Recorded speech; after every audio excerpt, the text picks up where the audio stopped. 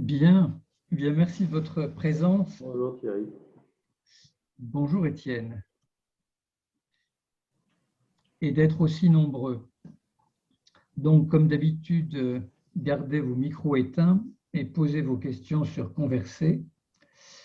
Et si vous voulez intervenir absolument, il paraît qu'il y a un symbole lever la main dans réaction dans la barre inférieure.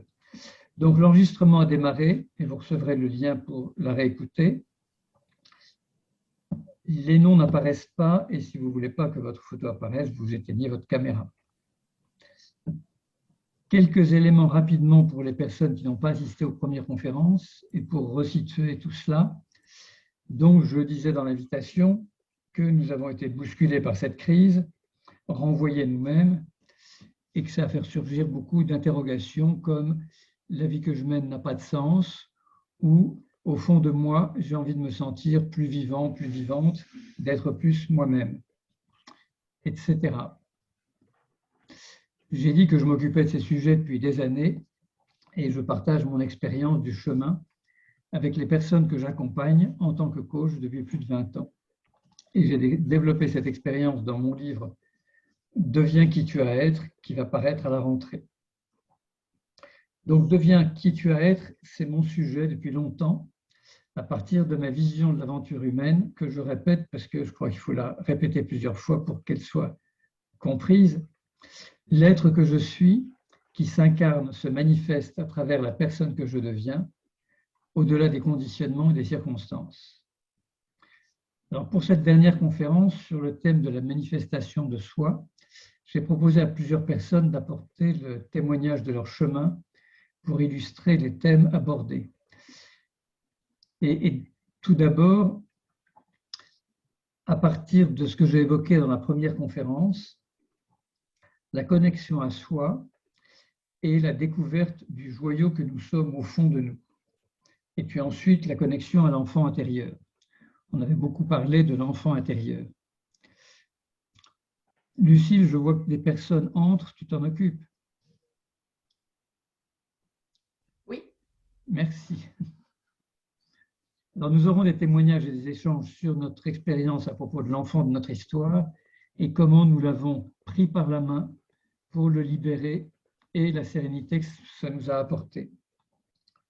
Alors, dans la deuxième conférence, j'ai proposé de changer de regard en revenant sur l'aventure du vivant et des êtres humains pour sortir de nos conditionnements.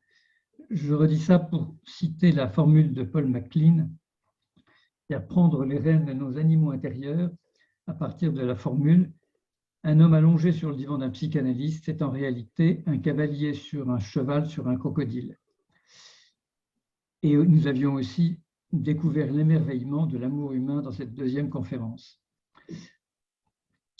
Ensuite, nous aurons des témoignages et des échanges sur le thème de la troisième conférence, notre singularité et ce qui la compose, nos expériences, nos talents, moteurs, mission de vie, et aussi sur le thème de la quatrième, la conscience que nous avons maintenant de l'être que nous sommes, en particulier à travers ces manifestations, à travers les moments de grâce ou de transe que nous pouvons connaître ou sur lesquels j'attire l'attention.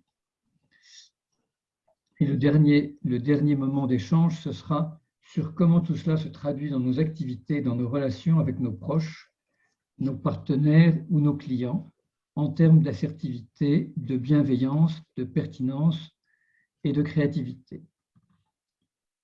Alors j'ai entendu de la part de plusieurs personnes que les thèmes évoqués et mon approche ont pu perdre certains en route. Je m'en doute. Je sais que mes réflexions et la vision que je me suis donnée de l'aventure du vivant et de l'être humain peuvent décoiffer, surtout lorsque je parle de spiritualité. Nous pourrons revenir sur tous ces sujets et répondre à toutes vos questions, avec volontiers. Tout d'abord, avant d'entrer dans les témoignages, quelques mots sur la manifestation de soi. La manifestation de l'être que vous êtes est l'occasion de devenir la personne que vous avez à être, de prendre les rênes de votre vie et d'avancer avec plus de conscience et d'impact dans vos relations et vos activités. Le chemin que je propose passe par l'action. Il faut définir l'activité à travers laquelle se manifestera l'être que vous êtes. construire le projet qui vous permettra de faire votre musique, votre battement d'aile de papillon, et aussi d'observer l'évolution de vos relations avec les personnes autour de vous. Je l'ai dit dans les conférences précédentes, ma compréhension profonde de l'expérience, de la conscience, de l'esprit qui s'incarne dans le vivant est que l'être que je suis a choisi de s'incarner dans cette cellule, cet embryon, cet enfant qui est né dans ce contexte, ces conditions, ces circonstances, pour faire l'expérience de la transcendance de ces conditions et circonstances imposées à l'enfant de mon histoire. C'est un point pour moi très important, parce que pour moi, tout part de là. L'être que je suis a choisi de s'incarner dans cet enfant que je suis devenu pour faire l'expérience de cette incarnation et de la transcendance des conditions. C'est le sens de l'aventure humaine, c'est pour moi ce qui donne sa dignité à l'être humain, ce dépassement de la condition initiale, quasi animale, vers l'incarnation de l'être en conscience. Je crois que l'humanité a progressé grâce à l'expérience de ces êtres humains qui ont dépassé les conditionnements de la survie initiale pour accéder à la conscience, à la manifestation de l'être profond grâce à l'amour et qui ont enrichi l'expérience de l'humanité et l'inconscient collectif de ces formes vivantes qui sont devenues des modèles et des archétypes. Par exemple, Nelson Mandela est pour moi un de ces êtres humains qui ont transcendé leurs conditions initiales et profondément enrichi l'humanité par leur incarnation. Un autre point important, c'est que chaque fois que l'un d'entre nous transcende, dépasse l'animalité, il enrichit l'expérience de l'humanité et les autres, grâce au quantique, vont pouvoir être inspirés par cette expérience. Alors, la nature de l'être que je suis, d'où il vient, où il était avant de s'incarner dans cet œuf, futur embryon, c'est aussi mystérieux que ce qu'il devient après la mort. Ce sont les mystères que notre condition incarnée ne nous permet pas d'explorer, mais dont les éclairages des mystiques et des expériences de mort imminente en trouvent les voiles.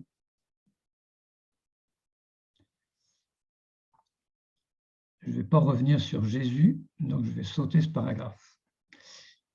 C'est pour moi important de regarder tout cela avant d'aborder la question de la manifestation de l'être que nous sommes chacun, parce que ça résonne avec notre vocation. C'est ce qui va inspirer notre mission dans cette vie.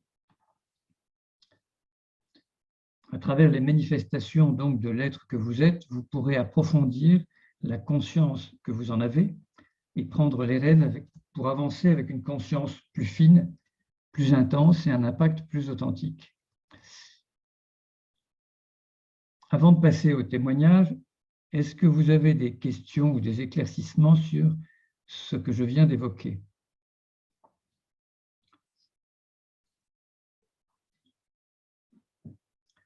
Chaque fois, c'est pareil. J'emmène beaucoup trop loin et trop haut, ce qui fait qu'il n'y a jamais de questions. C'est pas drôle.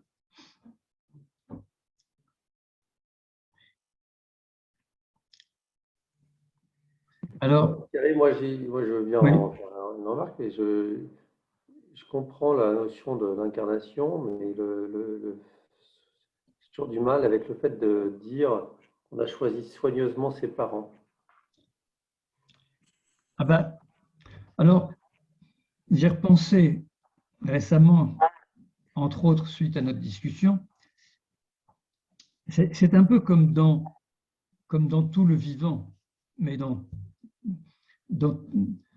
la conscience, c'est pareil.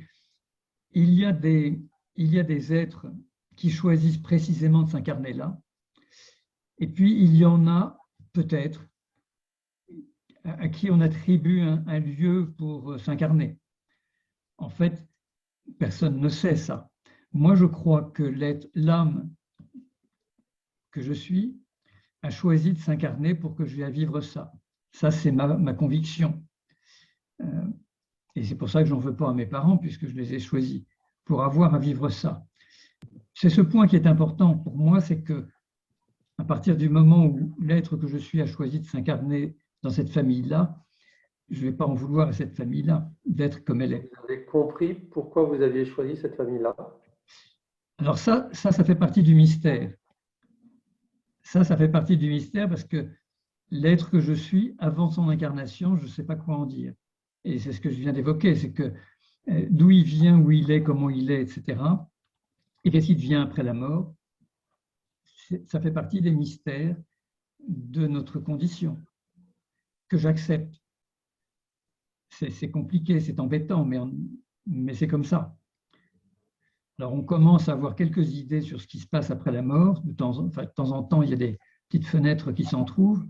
Il y a toutes les expériences proches de la mort qui aussi permettent d'avoir quelques petites lumières. Mais bon, c'est le fait même de l'incarnation que de se couper de l'au-delà. Il est probable que un certain nombre d'âmes s'incarnent d'une manière un peu au hasard, peut-être. Mais moi, je crois que l'être que je suis a choisi. Et c'est ce qui donne du sens à mon histoire et à mon incarnation. Je peux pas être plus précis, Étienne. Ouais, c'est la foi, ça s'appelle la foi. On croit à ça, puis c'est tout. Il n'y a aucune preuve. Tu essayes de mettre des preuves qui n'existent pas, hein, mais pas de problème. Tu as la foi, tu y crois, bon, tant mieux. Par contre, tout ce qui vient après, c'est vachement intéressant. Quel que soit ton acte de foi du début. C'est comme ça que je vois les choses. Toi, tu arrives avec, parce que tu as choisi tes parents. Je trouve que c'est super la formule. Une autre formule qui dit qu'il faut faire avec ses parents, puisque c'est ses parents. Mais ce que tu viens de décrire, c'est la foi, et puis tu rajoutes un petit coup de scientifique en disant on a des expériences, juste mais bon, chacun a son acte de foi par rapport à pourquoi on est là, quoi. Absolument. De toute façon, nous avons la liberté absolue de croire à ce que nous voulons. Et personne ne peut nous imposer. Mais alors, la foi, c'est croire en quelque chose au-delà. Et alors, moi, j'apporte des petites précisions sur la forme de tout ça. Mais effectivement, alors, les êtres humains, depuis toujours, se sont donné des lectures, des explications de ce qu'ils ne comprennent pas. On peut imaginer quelques tribus de Cro-Magnons devant les événements de la nature et des tas d'autres choses. Ils avaient besoin d'expliquer, et puis il y avait les étoiles si loin, et donc ils étaient en face de questions, et comme ils avaient un cerveau aussi gros que le nôtre, ils ont inventé des réponses. Et donc, au fur et à mesure, depuis 50 000 ans, nous avons précisé, grâce à nos langages et à nos investigations, nous avons précisé tout cela. Et puis, il y a des événements qui se sont produits avec Bouddha, Abraham, Moïse, Jésus, Mahomet, Socrate, Zarathustra. Il y a des êtres qui ont apporté de la lumière, d'une manière ou d'une autre.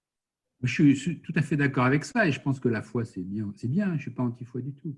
Ce que je veux dire, c'est que la foi, c'est croire en l'incroyable. Donc, voilà. On ne peut pas discuter la foi, oui. Absolument. Donc, mais par contre, c'est un moteur formidable. Et tu y crois. Donc, et ce qui est bien, c'est d'avancer avec tout ce que tu nous donnes comme outil, comme compréhension.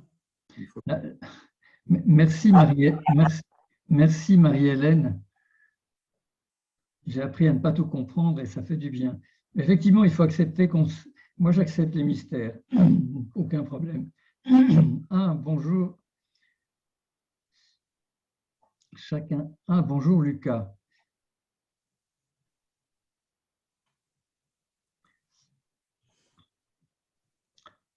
Autre question avant qu'on propose aux personnes qui ont accepté de témoigner de commencer.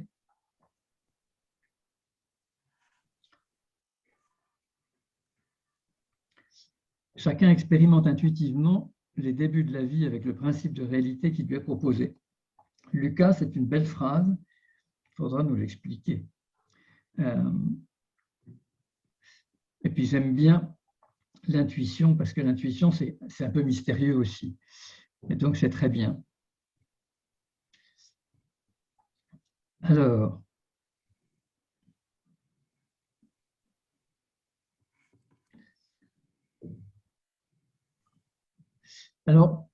témoignage.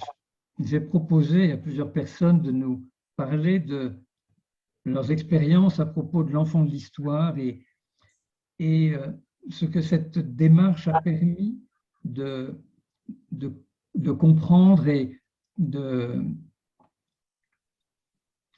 se libérer de ce qui nous entrave, de ce qui nous encombre. J'ai beaucoup parlé d'encombre, avec lequel je ne voyage plus, je voyage sans encombre.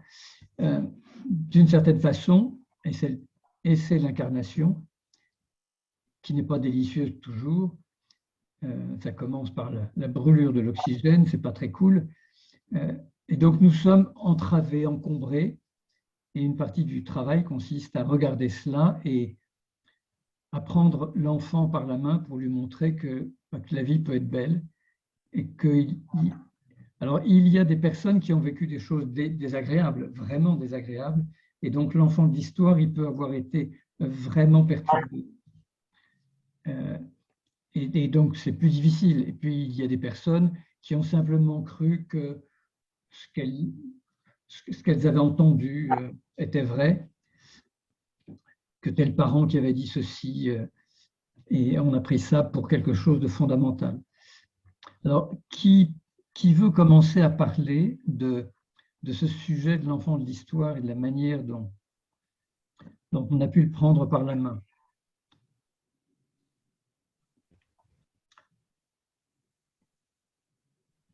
Je ne veux pas désigner quelqu'un parce que vraiment, ça ne serait pas cool. Je veux bien me lancer, Thierry. Si... Ah, merci Guillaume. Juste pour être le premier, hein, vraiment.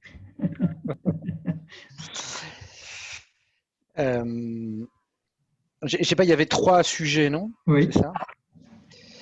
Donc on attaque le premier d'abord ou on parle des 3 l'une l'un après l'autre?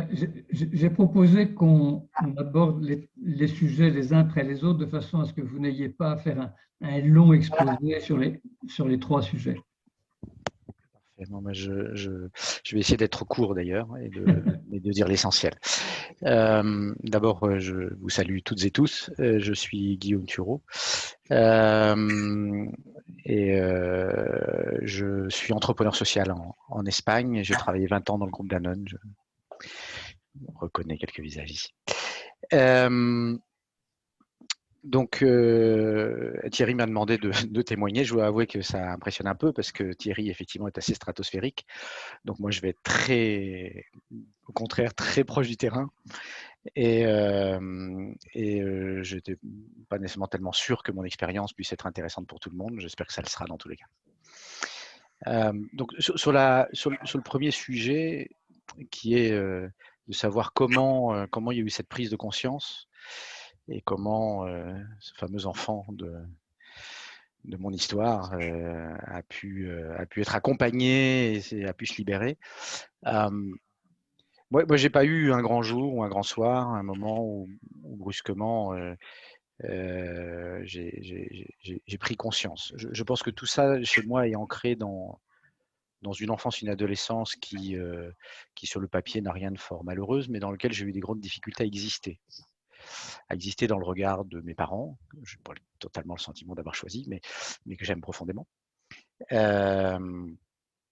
De mes camarades de classe, de collège, etc. Et je pense que probablement dans toute une partie de mon enfance, j'ai surtout essayé d'être invisible plutôt que réellement exister, pour éviter probablement les problèmes, peut-être pour, je ne sais pas. Ça, ce serait plutôt de l'ordre de la psychanalyse. J'y ai pas mal travaillé, mais je ne suis pas sûr que ça soit le plus intéressant ici. Dans tous les cas, il en a résulté que la plupart de mes choix pendant toute une première partie de ma vie se sont faits par défaut. Donc j'étais plutôt bon élève, J'ai pas réussi à faire à l'époque une terminale C directement, donc j'ai fait une D.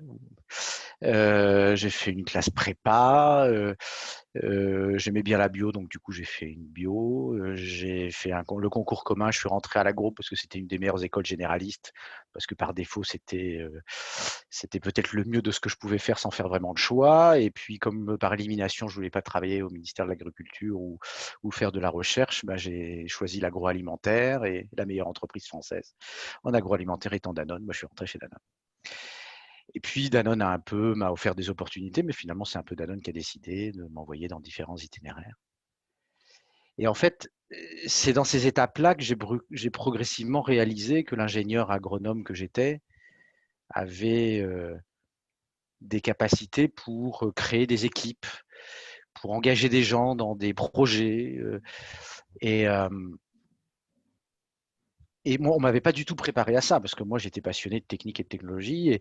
Et progressivement, je me suis rendu compte que j'y prenais du plaisir, et puis que j'avais apparemment un talent que je n'avais pas détecté tout seul, pour le moins. Et en fait, il a fallu que j'attende 42 ans, l'âge de 42 ans, pour faire un grand choix, qui a été de choisir un changement d'orientation professionnelle complet. Mais ce grand choix a été finalement le résultat de petites étapes de prise de conscience dans les 20 années précédentes, à travers le regard des autres, de me surprendre de ce regard et de ce que je pouvais faire auquel on ne m'avait pas du tout préparé.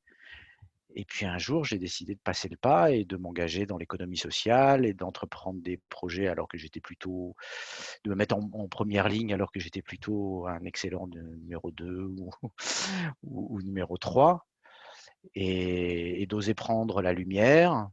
Ça me coûte encore un peu, j'avoue.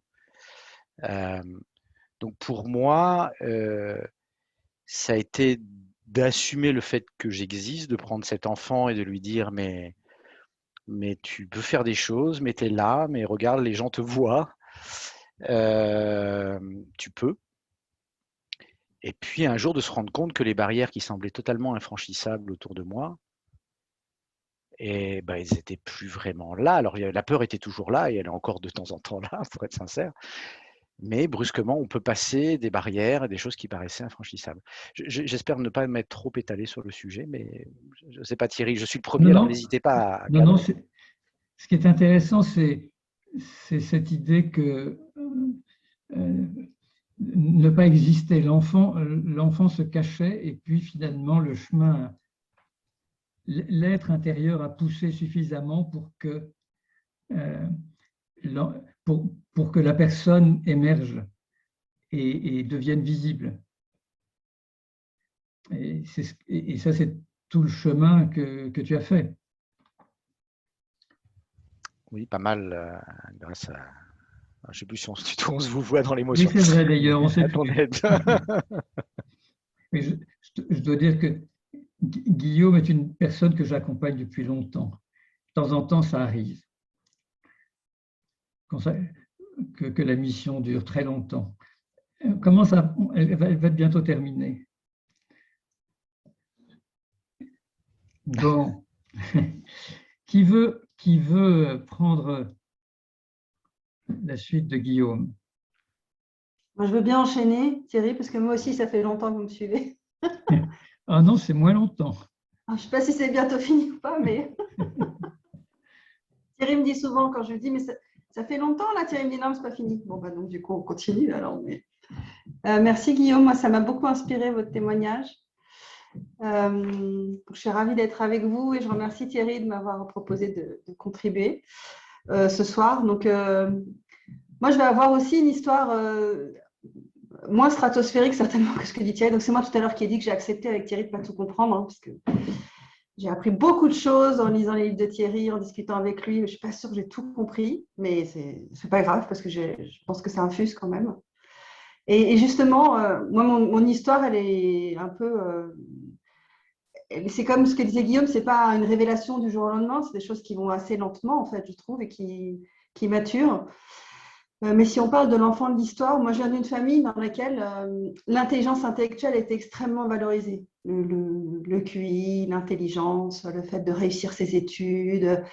Je ne sais pas combien de fois dans ma vie j'ai entendu un tel est intelligent, ceci, etc. Donc je suis partie dans la vie avec l'idée que c'était ça la valeur cardinale. Donc j'ai fait des études, donc j'ai été journaliste, après je suis rentrée chez Sanofi, après j'étais chez Danone moi aussi pendant quelques années. Et je pense que je me suis conformée à ce que je pensais qu'on attendait de moi, de faire des choses intelligentes. Et ça me mettait beaucoup de pression et je ne pense pas que j'étais complètement à l'aise avec ça, instinctivement. Mais je crois que c'était aussi l'héritage que j'avais. J'avais ça. Et puis je viens d'une famille dans laquelle la valeur travail est très, très importante. Et donc, en gros, c'est normal d'en baver, c'est normal de travailler beaucoup, c'est normal de plein de choses comme ça. Et le travail que j'ai fait avec Thierry, le travail principal, moi, je trouve que j'ai fait avec Thierry, c'est que Thierry m'a appris à regarder les choses. Il m'a appris à… Alors, c'est quelque chose que spontanément, je sais faire dans le boulot, me mettre en position méta et regarder les choses. C'est une de mes compétences professionnelles, mais je ne le faisais pas pour moi. Et en fait, ce que j'ai appris avec Thierry, c'est prendre du recul, regarder les choses autrement et accepter aussi d'autres choses que j'ai et qui ne sont pas forcément conformes à ce qu'on attend de moi depuis un certain nombre d'années. Et en particulier à reconnaître que j'avais peut-être d'autres talents, d'autres qualités, d'autres choses à mettre en œuvre et à offrir au monde qui m'entoure que mon intelligence ou l'intelligence en général. Et par exemple, l'intuition. Voilà. Moi, c'est ma grande découverte de ces 3 dernières années, je dirais. Donc, je suis partie de chez Danone il y a 3 ans et j'ai commencé, j'avais déjà été coachée, mais j'ai commencé à travailler avec Thierry à cette époque-là. Et je me suis rendu compte que l'être que j'étais, en tout cas, était quelqu'un d'assez intuitif, même de très intuitif, et que ça faisait 30 ans que je post-rationalisais mes intuitions, si je me résume. C'est-à-dire que en fait, j'avais des intuitions, et comme je n'étais pas dans un milieu, c'était recevable d'avoir des intuitions, un milieu professionnel, ni même un milieu familial, j'ai passé mon temps à réexpliquer ce que je pensais être simplement… En fait, je croyais que tout le monde était comme ça déjà. Et je pensais que c'était normal de tout réexpliquer. Et c'est un des trucs que j'ai lâché, je pense, que j'ai apaisé en moi. C'est l'idée de me dire, bah oui, j'ai l'intuition, c'est bien, c'est chouette. Et je ne suis pas obligée de la masquer derrière des raisonnements permanents sur un tas de sujets. Donc, je dirais que l'être que je suis, c'est quelqu'un peut-être d'intuitif, avec de l'intelligence émotionnelle et pas tout là, quoi. Donc voilà, ça c'est mon témoignage, en tout cas d'une des choses que j'ai appris ces dernières années avec Thierry et qui fait que je me sens vachement mieux en fait. Parce que du coup, je me suis enlevé une grosse pression sur plein de choses et je m'écoute plus en fait. Et j'écoute plus les autres aussi, du coup, je pense. Je me connecte mieux. Enfin, en tout cas, c'est l'impression que j'ai. Voilà. Grand merci, Marie-Hélène. Avec plaisir. Un grand merci à vous de m'avoir écouté. Et ensuite, il n'y a pas d'obligation pour chacun, mais c'est à l'inspiration. Sophie. Ouais, moi je peux continuer. Merci à tous. Je suis Sophie, j'ai 41 ans et je suis accompagnée par Thierry depuis 9 mois, date à laquelle j'ai quitté mon entreprise à peu près en agence de communication. Je suis assez touchée de partager cette histoire de l'enfant de l'histoire parce que en fait j'étais ce week-end dans la maison de mon enfance pour la vider parce que ma maman vend sa maison d'enfance et donc je suis retournée comme dans ma famille avec cette conscience en fait du chemin parcouru tout en retournant là où je suis née, revoyant mon frère, ma sœur jumelle puisque je suis née jumelle. Et quelque part, j'étais avec cette forte conscience de waouh, le chemin parcouru, de me rendre compte que depuis 9 mois, je conscientise qu'effectivement, il y a une forme d'arrachement, de détachement qui a pu se faire au fil des années et au fil des mois. Je suis plus grande que ça, en fait. Je suis plus grande que ces peurs, je suis plus grande que cette culture. Je pense que mon enfant de l'histoire à moi, il a été très encombré, très marqué par plusieurs choses. Le premier, c'est que je suis née jumelle et que cette question de l'identité De pouvoir dire je quand on est né à deux, elle est compliquée. Et en même temps, il y avait cette spécificité qui fait que je suis je et je suis nous dès l'entrée dans le ventre de ma mère. Donc il y a aussi une spécificité qui était là dans l'enfant de l'histoire, mais qui était difficile pour finalement dire qui je suis quand je ne suis pas jumelle. Et quand je commence à grandir, aller au lycée, choisir mes études, ça a été très compliqué pour moi. Et donc il y a eu un travail d'individuation très fort, de pouvoir me reconnaître en tant que personne et pas seulement en tant que nous, rayonnant par la force de la gémellité, puisqu'il y a eu aussi ça dans mon enfance qui était très fort, c'était que quand j'arrivais quelque part, on était deux. Il y avait une force solaire extraordinaire qui m'a donné aussi cette puissance, mais comment je fais pour me la récupérer en tant que en tant que Sophie. L'enfant de l'histoire, il a été extrêmement marqué aussi par ce rôle qu'on a pris au sein de notre famille d'apporter la joie. Les jumelles, c'est le rayon de soleil, et puis sans elles, on est un peu le garant de ça va bien dans cette famille. Et donc, ça construit un masque du tout va bien, et une grande difficulté à aller voir à l'intérieur de finalement c'est quoi les désirs individuels, c'est quoi moi ce qui me fait vibrer, et pas juste faire le rayon de soleil pour la famille. Donc, comment quitter ce masque de tout va bien, je vais réconforter tout le monde. Et puis une troisième blessure de l'enfant de l'histoire qui a été très forte, c'est celle d'un abus que ma sœur et moi avons subi. Donc là, j'en parle de manière sans filtre et sans non plus volonté d'exhiber quoi que ce soit, mais pour dire que je me suis construite avec un pacte du silence, et je pense que beaucoup de femmes sont concernées, un pacte qui était de le dire, on le dira jamais, pour protéger nos parents, et puis c'est pas si grave, on va se construire avec, on va faire avec. Et en fait, ça m'a donné aussi le masque finalement d'une forme de dureté, de ne jamais oser aller regarder à l'intérieur, parce que aller regarder à l'intérieur, c'était revenir sur ce trauma, c'était mettre des mots sur le non-disciple. Donc du coup je me suis construite avec cette difficulté à dire je et en plus à aller voir moi mais vraiment mes propres vulnérabilités, et puis il y a eu des épreuves de la vie qui font qu'à un moment le tout a pété parce que la vie m'appelait à aller regarder cette blessure, parce qu'elle est là pour m'apprendre quelque chose, et donc j'ai eu des grosses épreuves de séparation, de ne pas pouvoir avoir d'enfants, de burn-out, parce que j'étais en résistance. Et donc, qu'est-ce que j'ai appris en lâchant en fait tout ça? C'est vraiment de dire à un moment, accepter de s'effondrer, accepter de fondre, accepter de s'abandonner à plus grand que soi, et à se dire, en fait, là, je ne peux plus, je vais apprendre à lâcher, à faire confiance à autre chose que simplement mes muscles et ma volonté.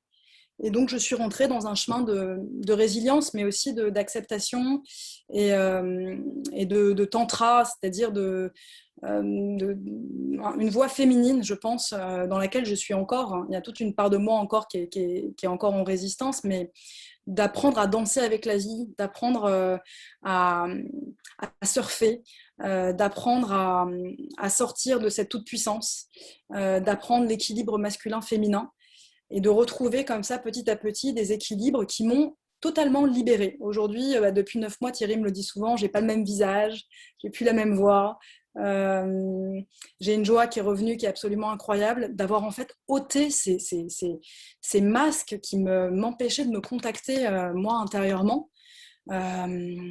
et qui créaient en fait un écran entre moi et les gens.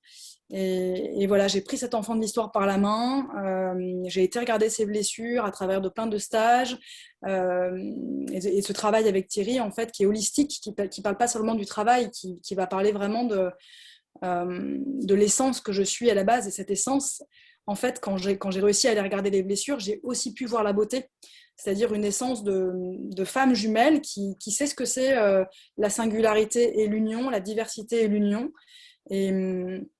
Et pour finir, j'étais d'autant plus touchée que ce voyage dans ma maison d'enfance, je l'ai fait avec l'homme que j'ai choisi aujourd'hui, qui est dans ma vie depuis très peu, mais avec qui j'ai un sentiment d'union extrêmement fort, et qui a pu me dire, waouh, quand je vois ta famille, je sens toute la beauté et l'amour que tu as pour eux, et en même temps le chemin que tu as fait énergétiquement pour sortir en fait de cet activisme, de cette vitesse, de cette peut-être même résistance à tension en fait. Et il me dit tu es autre part énergétiquement, Et je crois que c'est le mot de s'abandonner à la vie, de danser la vie, qui me parle aujourd'hui. Je reviendrai peut-être après sur les talents et les activités, mais j'ai lâché les anciennes structures en fait, dans lesquelles je m'étais mis, des boîtes très, très hiérarchiques, très, très raides, parce que j'étais comme ça, pour aller aujourd'hui vers l'inconnu, la souplesse, la danse, l'intuition, le dessin, la créativité, qui sont mes essences premières. Et je relisais mes bulletins ce week-end dans ma maison d'enfants, je retrouvais des bulletins et il y avait Sophie l'artiste. Et j'ai cru longtemps que je n'étais pas artiste. Et en fait, je suis en train, avec Thierry, de redevenir artiste de ma vie petit à petit, en regardant les blessures pour voir le joyau qu'il y a derrière. Grand merci, Sophie. Alors, Sophie est la première personne que j'accompagnais qui a utilisé le manuscrit de mon livre « Deviens qui tu as à être » pour faire son chemin. Ouais. Donc, ça a été très étonnant et très intéressant parce que jusque-là, personne n'avait utilisé le livre, enfin, n'avait pu l'utiliser. Et donc, ça a été une expérience tout à fait remarquable. Mais c'est Sophie qui a fait ce chemin formidable qu'elle vient de vous raconter. C'est nous deux. Merci Thierry. Merci à vous. Bon. Alors,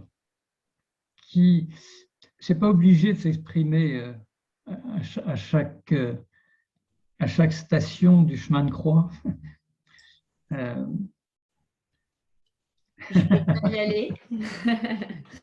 Donc, moi, je m'appelle Violaine. J'ai aussi 41 ans, comme Sophie. La prise de conscience de l'enfant de mon histoire, je crois que c'est l'enfant de mon histoire qui est venu frapper très fort d'un coup auprès de moi il y a une dizaine d'années, comme un effet réveille-toi. Il est temps de faire quelque chose. Et pour revenir juste un peu en arrière avant ce réveille-toi, je crois que j'ai entendu des résonances dans les témoignages précédents, mais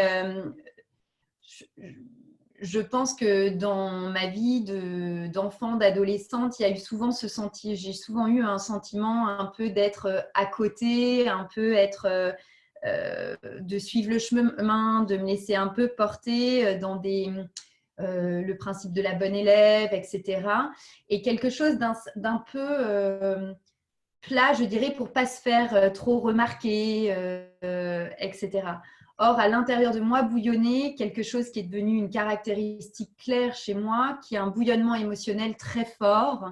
Et ce bouillonnement émotionnel, c'était quelque chose qui faisait de moi un peu un ovni, en tout cas dans mon environnement, parce que je ne savais pas gérer les émotions et je pense qu'on ne savait pas trop comment les gérer chez moi. L'expression des émotions était quelque chose de très compliqué. J'avais pas la capacité à les identifier. Et donc, il y avait des espèces de gros remue-ménage intérieur. Et en parallèle de ça, ça c'est un état un peu constant jusqu'à ce fameux réveil, premier réveil en tout cas. Et en parallèle de ça, je vois que j'étais un peu toujours portée par plein d'activités un peu butineuses. Donc, trouver son chemin, le chemin qui sera le chemin de ma vie, ça a toujours été un peu compliqué parce que j'avais du mal à être sur des systèmes de concentration à un endroit.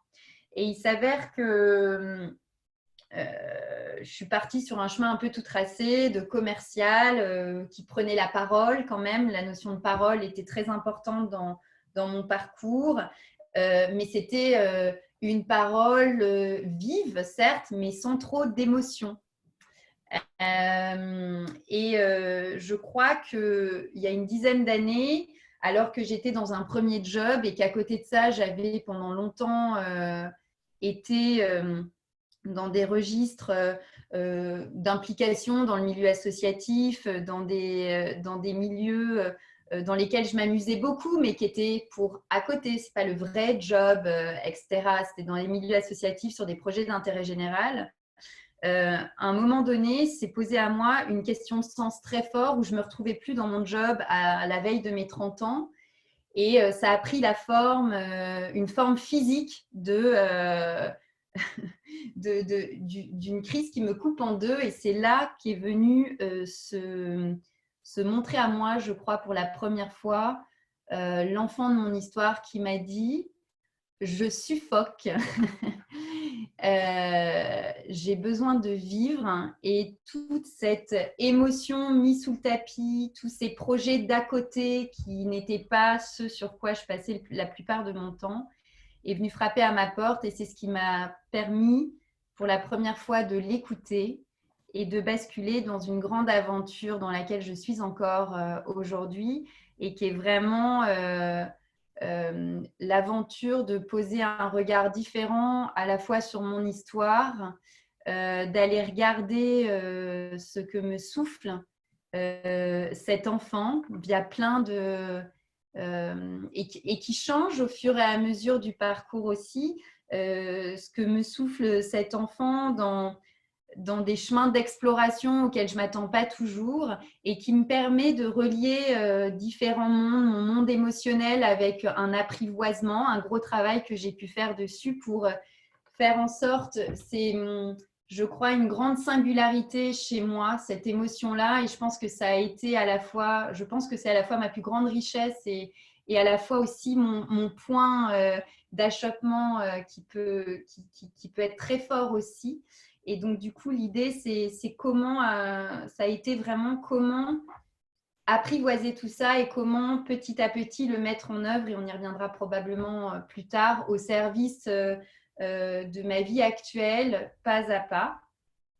Et j'avais juste envie de rajouter comment se libérer des encombres dans ce cheminement-là.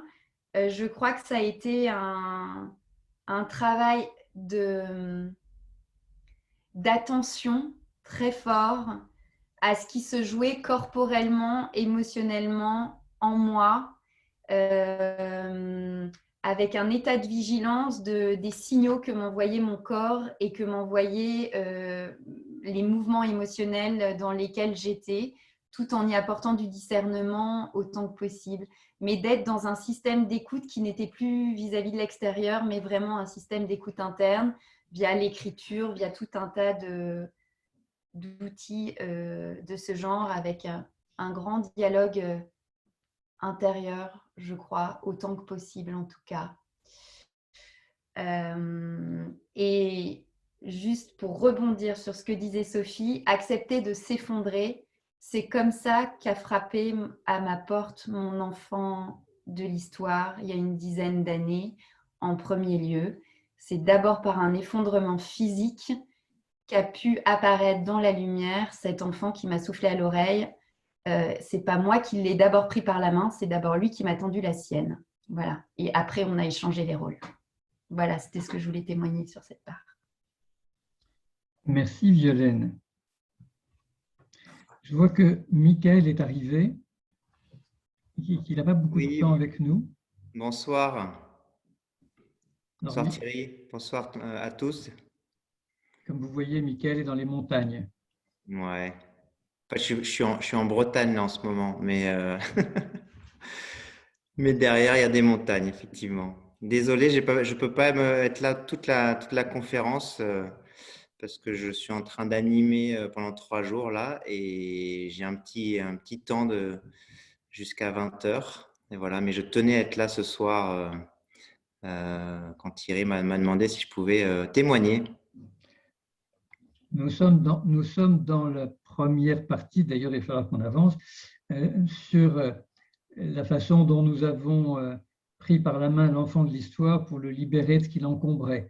Alors je ne sais pas si tu as envie de dire quelque chose par rapport à ça, ou si tu as envie de dire autre chose, parce que si tu n'as pas beaucoup de temps, tu peux dire tout ce que tu veux. Bah, je vais vous raconter un peu de mon histoire du coup. J'ai entendu parler d'effondrement juste quand je suis arrivé. Et en fait, c'est ça que j'avais peut-être envie de partager au début. C'est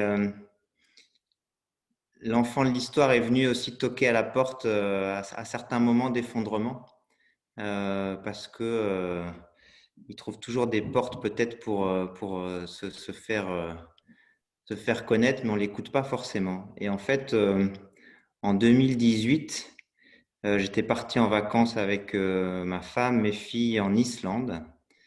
Et pendant ce voyage, on avait fait tout le tour de l'Islande. En camping-car, j'avais aussi beaucoup couru, parce que j'aime beaucoup courir. Et puis, chaque fois que je partais courir, je me connectais à quelque chose, je n'arrivais pas vraiment à l'exprimer. Et il y a un moment, je suis arrivé à un sommet et j'ai senti que j'étais vraiment, il y a quelque chose qui vibrait très fort en moi. Et ça me dépassait un peu, en fait. J'étais un peu comme dans une sorte de transe. Et figurez-vous qu'on rentre en France un dimanche soir et le lundi matin, je retourne au travail et je tombe dans les pommes. Et j'étais dans une grande entreprise à l'époque. Je tombe dans les pommes et au moment où je me réveille, j'ai une petite voix qui me dit ça y est, c'est le moment de faire ton virage. Et c'est un virage que pendant plusieurs moments de ma vie, c'est venu. Et puis à un moment, je me suis dit tiens, c'est peut-être pas le moment, ou alors je suis pas prêt, ou j'y arrive pas, je suis un peu bloqué. Ça avait été le cas un peu avec le décès de mon père. Donc, j'avais fait un premier petit virage et puis après d'autres petits effondrements. Et à ce moment-là, j'ai reconnecté vraiment à des choses essentielles chez moi, de l'enfant profond, qui sont vraiment déjà mon intuition, ma sensibilité et mon amour de la course, mon amour de finalement la mise en mouvement par le corps, que j'avais touché certainement en Islande. Et puis aussi de quelque chose que j'aime, c'est guider les personnes, guider les gens autour de moi, les aider à se dépasser, voilà, à prendre confiance. Et en fait, je me suis dit, mais en fait, c'est ça que j'ai envie de faire. Je ne savais pas quelle forme ça allait prendre encore, mais ça a pris forme. Et donc, ce qu'il a fallu faire, on est en 2021, je suis encore dans ce grand virage, c'est enlever un peu les écorces de l'enfant de l'histoire, les écorces de il faut avoir un statut, les écorces de il faut fonctionner de manière hyper rationnelle et organisée, alors que moi je l'étais pas. Les écorces des peurs, la peur de réussir, la peur de ne pas réussir à nourrir ma famille, la peur d'aller dans un monde indépendant. Et puis une autre peur qui était très forte, c'est que d'accepter une singularité qui est mienne, c'est que ben, moi je suis métisse mais blanc. Et en fait, je suis depuis que je suis né entre deux cultures. Et ça, j'arrivais pas à trouver quel jeu de jambes entre les deux. Donc arriver à reconnecter avec cette différence. Et comprendre en quoi c'était peut-être une vraie force dans la capacité à aller derrière les montagnes de l'apparence, derrière les montagnes du paraître, pour aller toucher vraiment les gens un peu plus au niveau du cœur. Voilà. Voilà, je pensais préparer quelque chose, en fait, c'est venu, vous voyez, c'est venu tellement naturellement, je suis assez ému d'ailleurs de partager ça. Voilà. Je vais faire un point d'ordre. Ce qui pousse, et c'est pareil pour Violaine, pour moi, c'est l'être que vous êtes, qui inspire et qui fait qu'à un moment donné, il y a un virage, il y a une décision, il y a une prise de conscience. L'enfant de l'histoire, généralement, il est dans les peurs et il retient.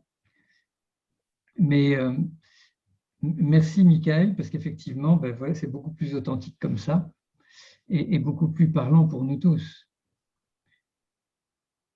Alors, il y a deux personnes qui n'ont pas encore forcément, mais peut-être qu'on va attendre les questions suivantes, sauf si vous avez absolument envie d'en parler, de parler de ce qui concerne l'enfant de l'histoire.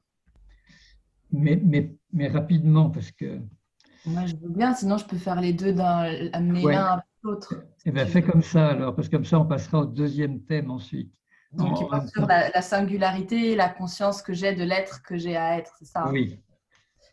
Alors, bonsoir à toutes, à tous. Je m'appelle Lucille et l'enfant de mon histoire était bien encombré par un sens du devoir et du perfectionnisme très fort, plus fort que tout. Je me souviens de mon père qui m'avait dit quand il me tenait la main pour faire les gestes du badminton, tu prendras plaisir quand tu sauras jouer parfaitement. Et ben moi, j'ai eu beaucoup enfant cet idéal de perfection et de faire passer le devoir avant tout. Donc j'étais la très bonne élève. Et puis, jusqu'à la fin de mes études, j'avais fait mes études à Sciences Po, avec master, avec mention, etc. Et c'est tout de suite à la sortie des études que je me suis effondrée en me rendant compte que si le monde des adultes, c'était celui dans lequel je venais d'arriver dans l'entreprise, alors je m'étais trompée de film parce que ça n'allait pas être possible. Donc tout de suite, mon être a dit non, ça ne va pas le faire. On a fait tout bien pendant 21, 23 ans et puis là, il va falloir prendre un virage. Et ça a été le premier vrai non que j'ai dit. C'était un non à un CDI et donc c'était en même temps un non à faire bien, un non à suivre la voie tracée des bons élèves. Et donc c'était non à toute cette bonne élève que j'avais été. Et à partir de là, je me suis mise à l'écoute de mon être et ça n'a pas été sans chaos.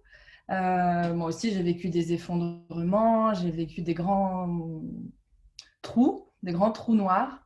Et à la fois, j'avais la liberté nouvelle de pouvoir choisir et de me laisser sentir. Et c'est tout le chemin que j'ai entrepris et qui est encore là aujourd'hui, qui est de passer du devoir au désir, de changer de boussole, de me désencombrer du devoir pour passer à qu'est-ce qui me met en joie, qu'est-ce que je désire là tout de suite et de me laisser guider par ça, de passer du contrôle aussi, de la perfectionniste à celle qui prend plaisir, faire passer le plaisir avant le devoir, avant le résultat, et faire passer le jeu avant l'enjeu. Et c'est tout ça, c'est le fait de pouvoir déblayer à la fois le contrôle, le devoir et l'enjeu. Et je suis loin d'avoir fini, mais c'est en bonne voie. Par moments, je me pose la question, qu'est-ce que je devrais faire là? Et puis, à ce moment-là, je me reprends, je me dis non, qu'est-ce que j'ai envie de faire? Et du coup, ça change complètement le programme. Et c'est ça qui m'a amené petit à petit à sentir quelle était ma singularité, puisqu'en fait, elle est très liée à mon être, il est très lié à cette joie, à ce jeu de l'enfant. Et tant que j'étais dans le devoir et dans la très sérieuse, ça s'exprimait, mais à la marge. Par exemple, en entreprise, j'étais toujours celle qui allait voir tout le monde, qui œuvrait à la convivialité, qui avait des idées de comment rassembler les gens, qui apportait un petit cadeau, qui laissait des petites attentions partout, mais ce n'était jamais ma mission dans l'entreprise. Donc, c'était toujours à côté. Et j'ai identifié que ça, c'était au cœur de ce que j'ai à être, de ce que j'ai à faire. Moi, je nomme ça être une enchanteuse. C'est être quelqu'un qui contribue au réenchantement, qui contribue à faire voir la beauté, la magie, l'extraordinaire dans l'ordinaire. Et ça, c'est parce que j'ai cultivé ça toujours, mais j'ai pu m'y reconnecter en déblayant la très sérieuse que j'étais devenue. Et voilà, je crois, sur les deux points, pour faire bref, sur l'enfant de l'histoire et puis sur ce que j'ai compris de qui j'étais et qui j'avais à être. Et c'est encore parfois compliqué parce que ça veut dire devenir une artiste. Et c'est un mot que tu utilisais, Sophie, c'est passer de la bonne élève à l'artiste. Et donc, c'est celle qui fait exactement ce qui lui vient et pas du tout ce qu'on attend d'elle. Et parfois, ça dérange et parfois, ça déçoit. Et moi, j'ai grandi en ayant vraiment surtout la hantise de déranger et de décevoir. Et aujourd'hui, c'est ça mon art. Il vise à réveiller ou à mettre en mouvement quelque chose. Et donc, voilà, petit à petit, je l'accepte, je l'accueille et je l'autorise. Voilà ce que je peux dire. Merci, Lucille. Et voilà Diane qui veut dire quelque chose. Je ne sais pas, je prends la suite, je m'auto-piège en ouvrant mon micro, parce que je n'ai pas participé tout à l'heure. C'était très intense. Et tout à coup, ça m'a coupé la chic. Moi, je me suis évidemment, alors c'est à la fois plus facile et plus difficile d'intervenir après tout le monde. Je me suis beaucoup retrouvée dans le témoignage de Violaine, dans cette histoire et même de toi, Lucille, je t'entends parler de créativité et de non-autorisation à cette créativité. Alors d'abord, je crois que l'enfant de mon histoire, il était complètement comprimé, quoi, comprimé dans l'interdiction d'exprimer ses émotions, son émotionnel. Puis moi, je l'ai déjà un petit peu partagé ici, mais je viens d'une famille protestante. Alors, l'expression, les émotions, tout ça, c'est pas possible, quoi. Il faut prendre sur soi.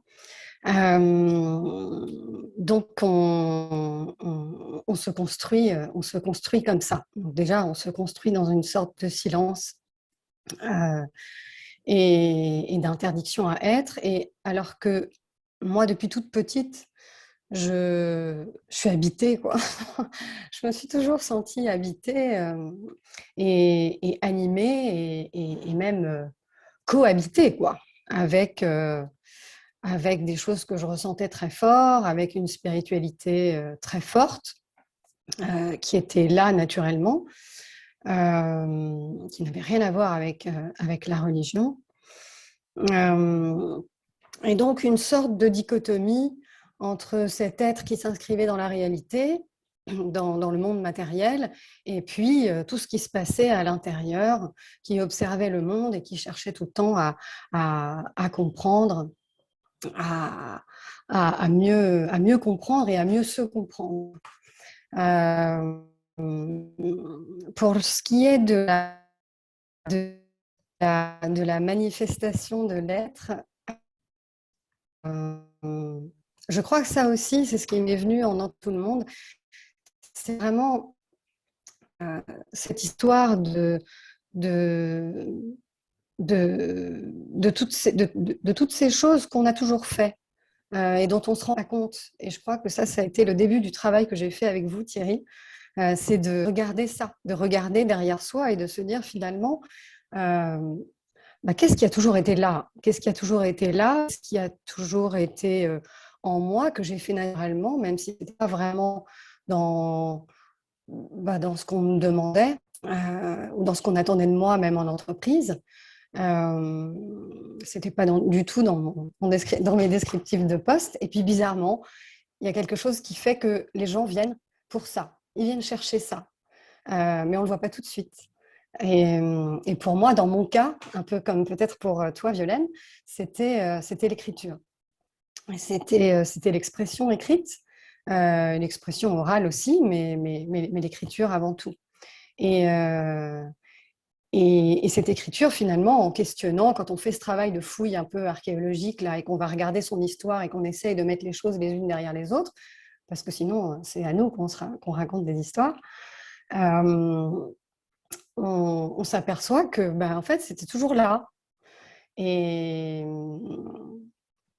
que c'était ce qui est, pour reprendre votre expression, Thierry, ce qui a toujours été applaudi d'une certaine manière. Et puis on l'oublie, et puis on se laisse balloter. On se laisse balloter par les événements de la vie, par les traumatismes qui finissent par, et là je rejoins aussi Violaine, par s'engrammer dans le corps, et c'est le corps qui finit par dire là c'est trop dur, quoi, c'est trop dur, je peux plus respirer. Moi j'ai été très très asthmatique enfant, assez gravement, et donc ça a commencé déjà comme ça, par cette impossibilité à s'exprimer, à respirer. Et après on est en apnée pendant pas mal de temps. Et puis tout à coup, le corps crie et on se dit, tiens, qu'est-ce qu'il a à me raconter, lui? Et parce que le corps est un messager hors pair, le corps ne ment pas. Et alors, on se met à regarder, à recevoir des messages des différentes personnes qu'on rencontre, et puis on se met en chemin. Et je crois que ça, c'est le début et c'est la fin. C'est se mettre en chemin. Vers qui on a à être et qui on sent qu'on a à être. Et donc l'écriture, a été, enfin, est pour moi la manifestation et l'expression de cet être des profondeurs.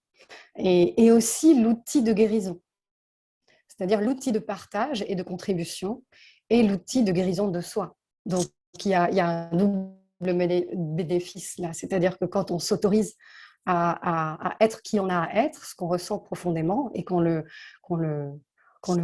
au monde, bah on se guérit et on guérit. Et ça, c'est assez magique.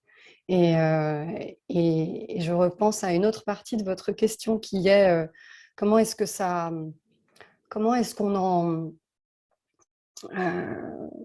qu'on on en perçoit vraiment comment est-ce qu'on voit les moments ou la façon dont ça se manifeste ou les territoires dans lesquels ça se manifeste. Moi, moi, je le vois dans les ateliers d'écriture que je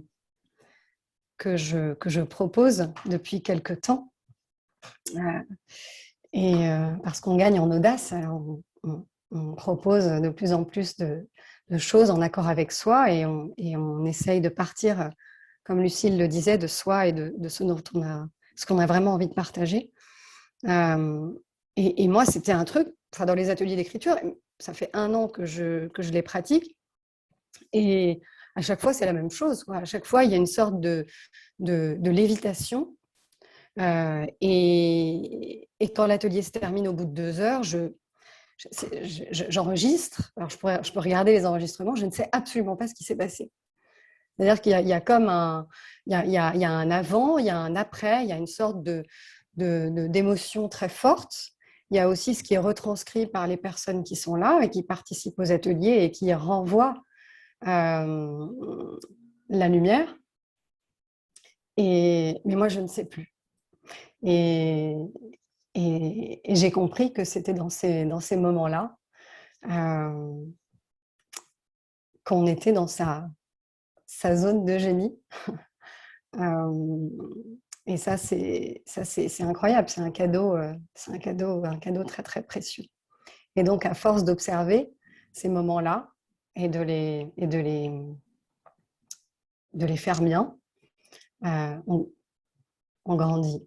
Voilà, moi j'ai grandi comme ça. Voilà, j'ai appris à observer en grande partie grâce à vous, Thierry, et à reconnaître ça. Merci Diane, mais en fait… Merci beaucoup. En fait, c'est bien parce que vous illustrez parfaitement cette question que j'ai évoquée. L'être que nous sommes, quand il s'exprime, ça devient des moments de grâce, des moments de transe. Et je pense qu'un certain nombre d'entre vous ont compris et vivent cela. Et c'est effectivement dans ces moments-là qu'on devient qui on a à être, parce qu'on est au-delà de soi, enfin au-delà du petit soi, de ce personnage social, de cette personnalité qui a été construite depuis l'enfance pour gérer nos difficultés, nos incertitudes.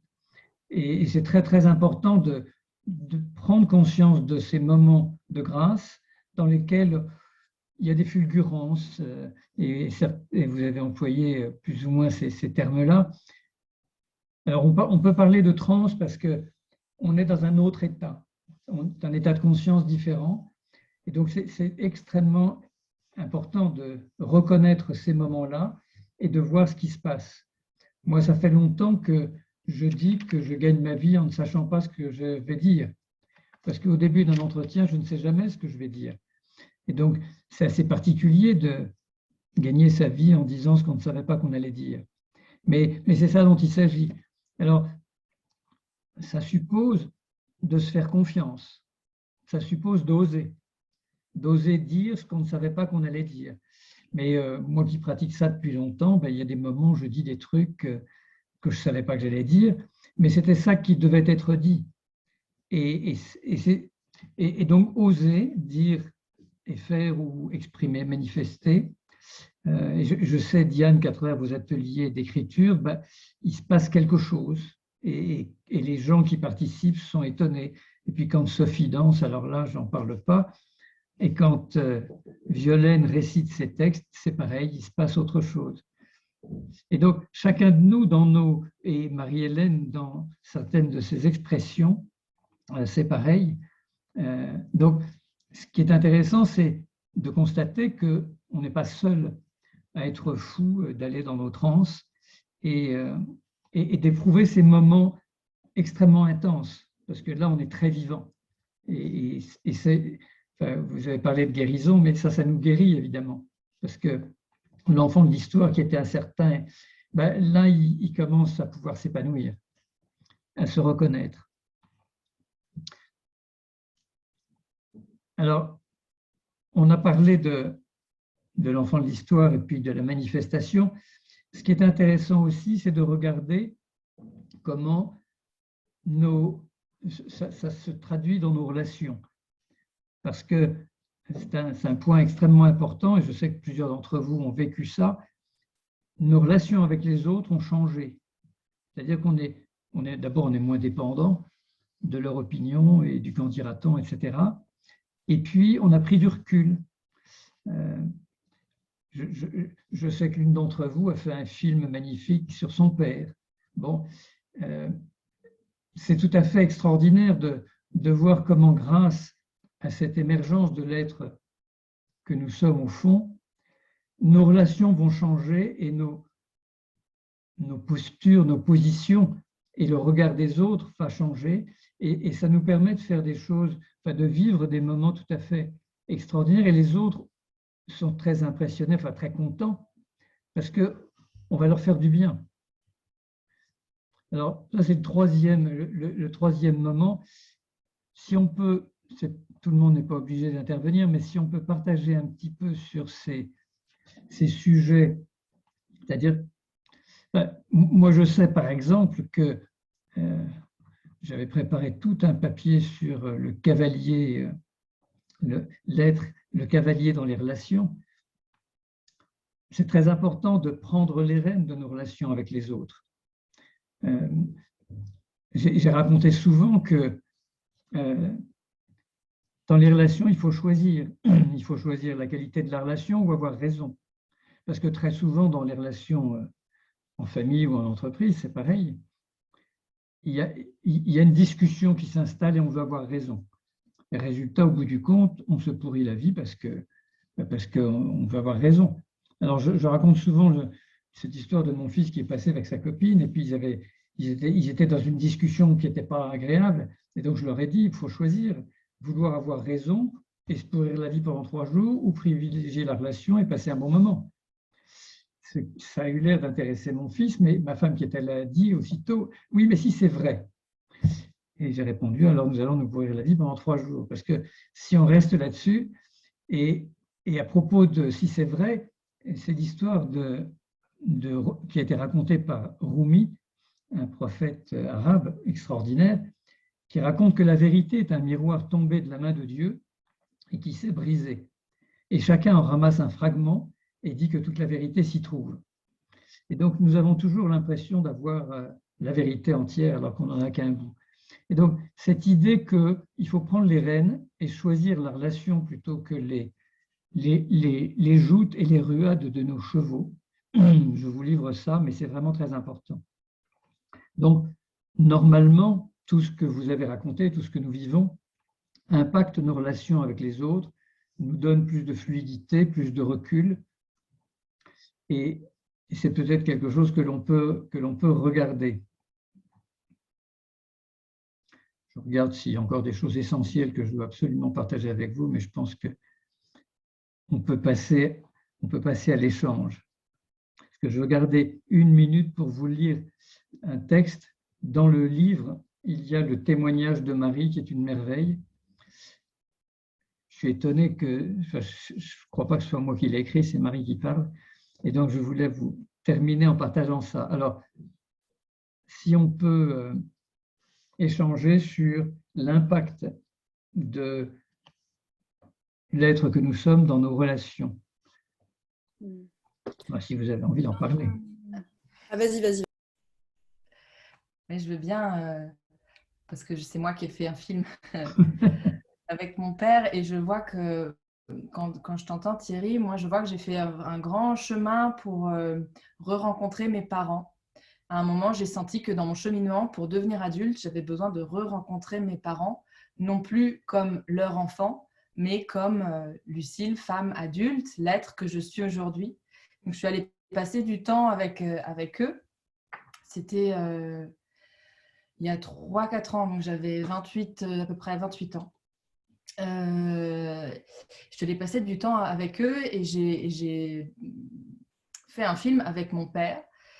Et je vois que pour moi, ça a été une étape très importante pour oser encore plus être celle que j'ai à être au grand jour. Parce que à partir du moment où j'avais quitté l'endroit de la bonne élève, j'ai fait beaucoup d'exploration et je me suis beaucoup cachée de certaines personnes.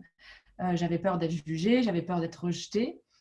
Et ça n'a pas loupé, puisque dans mon entourage proche, des gens ont cru que j'étais rentrée dans une secte. Donc, il y a eu des épisodes un peu compliqués. Et finalement, à un moment, j'ai dit, pour moi, quelque chose de très important qui était, mais j'ai pas besoin que tu sois d'accord ou que tu suives exactement, j'ai dit ça à mes parents, surtout à ma mère, pas besoin que tu suives exactement ce que je fais, mais juste que tu me fasses confiance. Et ça a tout changé. Je crois qu'elle a vraiment entendu cet endroit-là. Et pour plus m'exprimer ses peurs, pour plus, et ça vaut pour tout mon entourage proche. Et à partir du moment où moi, je me suis fait confiance dans mes pérégrinations, et ben j'ai levé les épaules, j'ai levé la tête, j'ai regardé mes parents droit dans les yeux, tous les deux. Ça a été des expériences très fortes. Et moi, ça m'a aidé à pouvoir regarder, me mettre au monde et regarder le monde droit dans les yeux.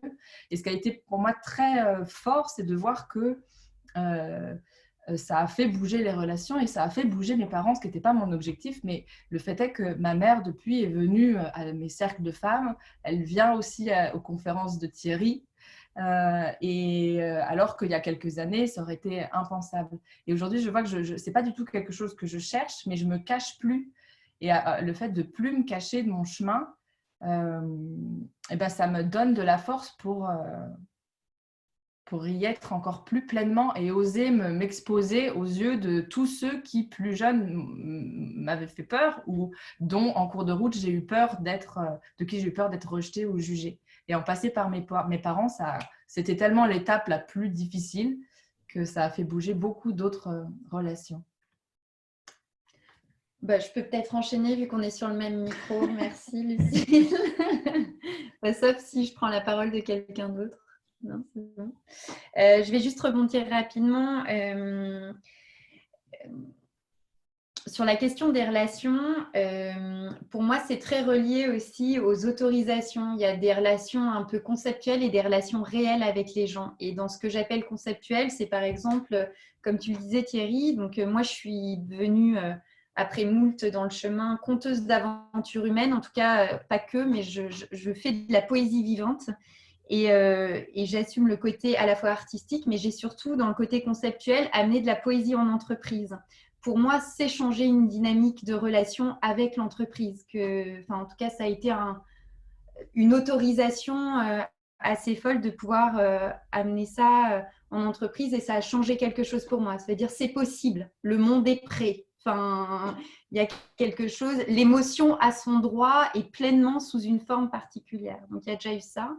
Et dans le relationnel aux autres, je crois que ce chemin d'expression artistique qui n'était pas tout à fait celui attendu dans le fameux bon chemin à suivre et qui est finalement celui que je suis en train de m'autoriser à vivre de plus en plus.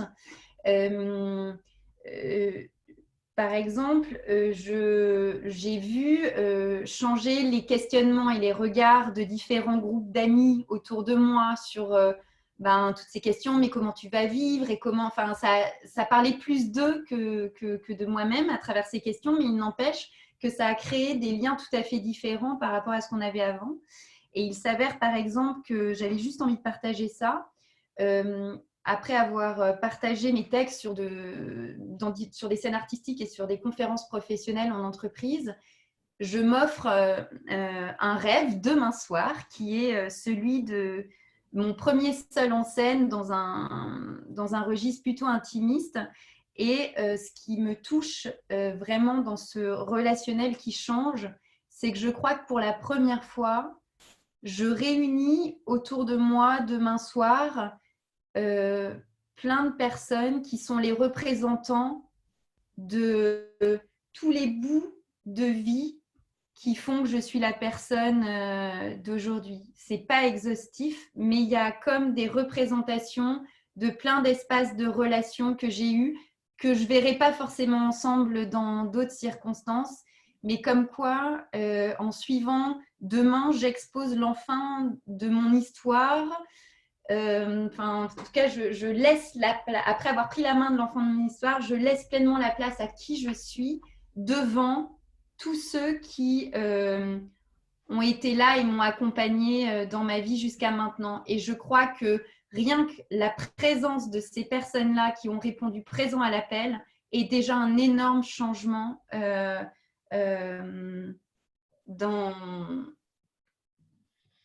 dans le relationnel et dans l'expression de moi-même et ce qui pourrait venir derrière. Voilà. C'est bien ça dont il s'agit. J'ai dit, je crois, à la première conférence, que le fait de m'exposer comme je le fais et de dire ce que moi je veux partager, ça m'avait fait monter une marche. Alors Violaine, là, tu vas monter une marche aussi. Et c'est ça dont il s'agit, c'est monter une marche pour être qui on a à être et se mettre sur la scène de la vie qu'on veut mener. C'est monter des marches et c'est oser et c'est s'autoriser. Et c'est pour ça que c'est important de partager ensemble, parce que constater que nous vivons tous ça et que ce n'est pas une affaire d'âge, parce que moi je fais ça beaucoup plus tard que vous, donc vous allez être beaucoup, beaucoup plus formidable que moi à mon âge. Mais le fait de partager ces montées de marche est pour moi très important, parce que c'est comme ça qu'on va en monter encore plus. Oui, je vois que Sophie voulait parler, ou Diane, je ne sais plus. Sophie. J'y vais rapidement, ouais, pour compléter. Moi, ce qui me frappe en fait dans le fait d'avoir quitté les peurs, le masque, les filtres de l'enfant de l'histoire qui me protégeait, qui créait cet écran avec les autres, c'est quasiment cette loi de l'attraction en fait. J'ai longtemps cru que c'était quelque chose d'ésotérique, la loi de l'attraction, mais en fait, plus dans mon entreprise, avant de la quitter même, je me suis offerte en tant que vraiment la Sophie que je suis, à savoir arrêter de faire croire que je suis cet être purement intellectuel. J'ai aussi beaucoup d'émotions et de créativité. En fait, c'est ça qui me fait kiffer. C'est pas de faire des notes stratégiques chiantes. Voilà, moi, les idées, je les ai quand je me mets à danser ou à faire du yoga. Bon, je vais amener du yoga dans l'entreprise. De pouvoir dire non, en fait, ça, je vais être laborieuse là-dessus, mais donnez-moi plutôt des exercices où il faut trouver des idées, où il faut ramener de la vibrance, faire monter la fréquence. Là, ça sera moi et là, ça sera plus moi. Quand j'ai osé dire ça dans mon entreprise, avant de les quitter, pendant 1 an, en fait, j'ai totalement inversé, ne serait-ce même que les projets qui m'arrivaient. On disait, tiens, ça, c'est pour Sophie. Parce que moi-même, je me reconnaissais vraiment dans mes talents. Je les assumais, j'osais dire non. J'étais sortie de l'enjeu. Et du coup, la vie de l'entreprise me répondait, les gens me disaient qu'ils m'aimaient. Je suis partie en sortant par la grande porte de l'amour parce que j'ai exposé, mais vraiment de manière intense, qui j'étais vraiment.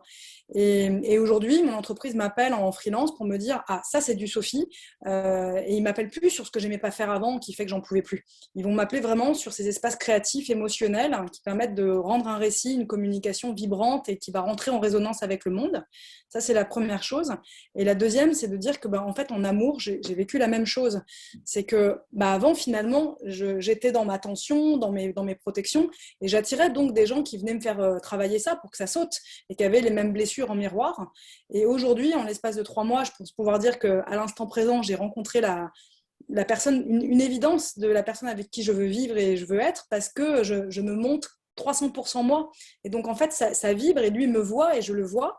Et donc, au bout de 3 mois, on peut se dire, oui, on se connaît plus que la personne avec qui je suis restée 10 ans. Parce qu'il y a un noyau de l'intime qui est touché. On peut aller regarder nos blessures, nos peurs ensemble, parce qu'on les nomme. On n'a plus peur d'être jugé.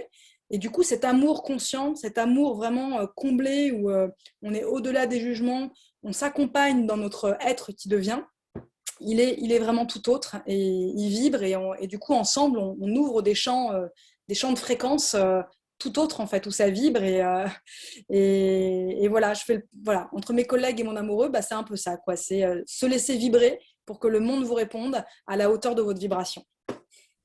Merci Sophie. Et je vous assure que c'est pas rien ce que dit Sophie.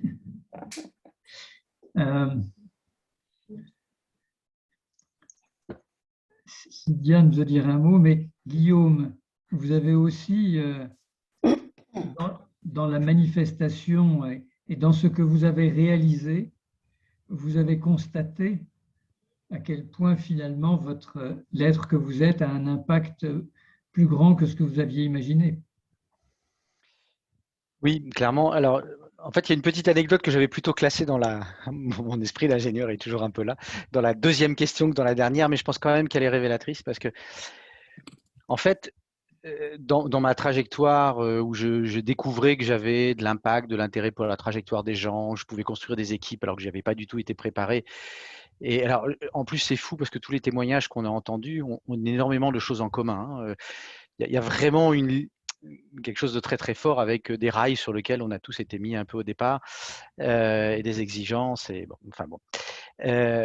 Bref, dans tous les cas, j'avais une sensation que j'avais un impact sur les gens, mais je n'arrivais pas à le voir. Franchement, je ne le voyais pas. Moi, depuis que je me vois enfant, donc l'enfant, et même l'adolescent, et même le jeune adulte, quand je me voyais dans la glace, ça ne me faisait pas du tout d'impact. Ou plutôt même un impact plutôt négatif, on va dire. Et au tout début, quand j'ai osé passer le pas, que je suis sorti de chez Danone, je suis allé dans un grand forum qui s'appelle Convergence. Et il y a une structure qui s'appelle, j'oublie à chaque fois le nom, donc c'est pas très grave. Et dans tous les cas, ils m'ont enregistré. Il y a une jeune femme qui m'a dit je voudrais faire une petite vidéo pour que tu passes un message aux jeunes qui entreprennent dans le secteur social aujourd'hui. J'étais encore chez Danone. Et cette vidéo, elle traîne toujours sur Internet. Et je l'ai enregistrée entre deux portes rapidement, spontanément. Et puis ensuite, elle l'a mis sur les réseaux sociaux. Et je me suis regardé. Alors déjà, en général, je n'aime pas du tout ça. Et là, brusquement, j'ai vu quelqu'un d'autre. Enfin, j'ai vu autre chose. J'ai vu quelque chose qui brillait dans les yeux. J'ai vu un engagement. J'ai vu quelque chose qui vibrait, pour reprendre les termes de Sophie. Et à ce moment-là, moi, ça a complètement changé une partie du regard que j'avais sur moi. Parce que je me suis dit, ah, mais oui, c'est ça ce que les gens voient. Il y a quelque chose là. Et donc, brusquement, ça m'a permis peut-être un peu de changer mon rapport aux autres, d'assumer que je pouvais aussi des fois être au premier rang quand on me demandait de le faire, que je pouvais inspirer d'autres alors que j'avais le sentiment que c'était absolument impossible, que j'avais d'avoir rien d'inspirant. Et ça m'a donné la force de dépasser mes peurs, d'écouter mon intuition. Je reprends des mots volontairement qui ont été mentionnés par les autres témoignages parce que moi qui suis ingénieur, l'intuition pour moi, c'était aussi pas une forme d'intelligence, c'était un truc ésotérique. Alors qu'en fait, je crois que l'intuition, c'est une vraie forme d'intelligence, c'est justement une intelligence au milieu du chaos. Et comme on est dans un monde de plus en plus chaotique, être capable de faire appel à cette intelligence qui intègre la complexité avec une réponse ultra simple, alors que nos colonnes, les trucs, ce qui est à faveur ou contre, on a suivant les moments où on fait l'analyse, on arrive à un résultat ou à un autre, ça ne marche pas, quoi. Donc, écouter cette intuition, avoir foi en soi. Thierry sait bien que le terme de foi, je l'utilise quand même bien rarement.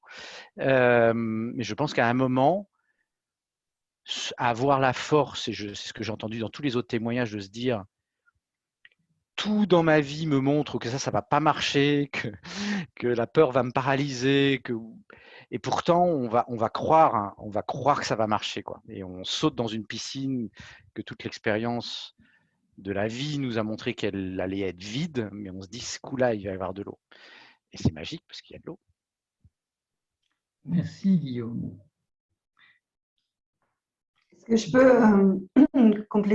rebondir sur ce qu'a dit Guillaume parce que ça me parle beaucoup. Moi, j'ai vécu le même type d'expérience que toi, je pense, Guillaume, quand j'ai commencé à enseigner. C'est-à-dire que j'ai jamais enseigné de ma vie, puis j'ai été contactée pour donner des cours quand j'ai quitté Danone. Et j'y suis allée pour voir. Je ne sais pas pourquoi j'y suis allée. Je pense que mon intuition m'a dit d'essayer. Et ça a été la transe qu'a décrit Diane, c'est-à-dire je ne sais pas ce que j'ai dit, mais sauf qu'à la fin du cours, les étudiants sont venus me voir, le premier cours. Ils se sont groupés, ils sont venus me dire « Oh, c'était super ». Et je ne peux pas encore exactement expliquer ce qui s'est passé, mais ça m'a fait du bien, ça m'a donné confiance en moi. Ce que je veux témoigner aussi, c'est que ce n'est pas toujours des changements radicaux de vie qui nous permettent de retrouver l'être que nous sommes, et c'est parfois aussi une facette qu'on n'avait pas explorée, qu'on n'avait pas comprise chez nous, qu'on n'avait pas mise en valeur. Et moi, ça a été les cours. Même maintenant, quand je vous en parle, ça fait 3 ans que je donne des cours, je continue à en donner plein. Ça me prend un temps fou, ça prend une énergie folle, mais c'est tellement bien. À chaque fois, j'ai l'impression que l'énergie sort de moi comme ça, qu'elle revient avec les élèves. J'ai l'impression d'être à l'endroit où je dois être. C'est un truc fou. Et j'enseigne la com, hein, je ne suis pas en train de changer le monde. Mais oh là là, quand je m'en parle, c'est la transe. Et c'est un peu, je pense que si je me voyais comme toi, tu t'es vu, Guillaume, avec une caméra, je me dirais, ah ouais, je ne me vois pas, heureusement, mais je pense que ça me ferait cet effet-là. Et pour répondre à la question de Thierry de qu'est-ce qui se passe avec les autres quand on commence à être bien aligné, c'est moi je remarque quand j'ose dire, j'ai mis du temps à oser dire que moi mon truc, ce qui me portait, c'était de contribuer, de contribuer à un monde meilleur. C'est ça mon truc. Et c'est d'avoir de l'impact. Et c'est d'une façon ou d'une autre de faire avancer les choses dans la bonne direction à mon échelle, avec ce que je sais faire, avec ce qui sont mes talents, comme certainement transmettre, enseigner, donner du sens, bon, plein de trucs, mais j'ai mis des années à le cracher. Hein. Je pense que c'est pour ça que Thierry aussi me disait, c'est toujours pas fini, coaching, parce qu'en fait, ça sortait pas. Sauf que maintenant que ça sort, ce que je vois, en fait, et c'est ça que je veux témoigner ici dans la relation aux autres, c'est que j'ai essayé l'autre jour, je me suis présentée devant un nouveau groupe d'élèves à qui avant, je me présentais un peu plus en mode, bon, j'ai fait ci, j'ai fait ça, machin. Et là, j'ai commencé par ça et j'ai vu les têtes des gamins faire. Et en fait, c'est ça le résultat. C'est que quand maintenant, je raconte aux gens de façon un peu simple que voilà, mon truc à moi, c'est ma mission de vie, c'est ça, en fait. Il y a 2 ans, j'aurais trouvé ça un peu gnangnan, ou peut-être pas, je me serais dit, bah oui, tout le monde veut contribuer, oui, d'accord, mais sauf qu'en fait, quand je relis mon histoire avec ça, je le revois. C'est ce que je racontais à Thierry l'autre jour, je me revois à 14 ans, je me revois à 18 ans dans les manifs, je me revois à 14 ans écoutant les infos et pleurant parce qu'il se passait des trucs dans le monde qui me rendaient malade, je me revois embarquant mes potes dans des discussions sans fin sur le monde, enfin, c'est moi, quoi, en fait. Voilà, c'est pas... Et sauf qu'en fait, je me rends compte que quand je le dis de façon un peu libre aux gens, les gens font plutôt. Donc je me dis, ah bon, bah, ça ne doit pas être complètement. Donc parfois, se retrouver, c'est aussi juste affiner, changer des choses en soi, trouver des trucs, une façon d'exprimer qui on est, qui n'est pas déconnante et qui en fait nous fait du bien. Et surtout, moi, je le sens quand je le dis, je me sens bien. Voilà. Et ça fait des années que je cherche, que je trifouille, que je trouve des trucs. Bon, et maintenant que je suis capable de le dire comme ça, en fait, quand je le dis, vous voyez, je l'ai dit l'autre jour à Thierry, c'est là il m'a demandé de témoigner, parce que je pense que je l'ai dit avec la banane comme ça, et le fait de l'assumer et de le dire, ben, ça fait du bien aussi. Voilà. Donc, je veux aussi témoigner que parfois, c'est un chemin qui ne s'arrête jamais. Moi, je suis beaucoup plus vieille que certains d'entre vous qui ont la chance de découvrir à 25, 30 ans qui y sont. Moi, ça m'a pris beaucoup plus longtemps. Mais c'est tout ce que j'ai fait avant et qui s'est accumulé, ça fait partie de moi aussi aujourd'hui. Donc, c'est chouette quand le chemin, en fait, il n'est pas droit, mais qu'il est beau, quoi. Comme a dit Diane, je crois que tu as dit, le début, c'est le voyage et la fin, c'est le voyage. Un truc comme ça. Le chemin.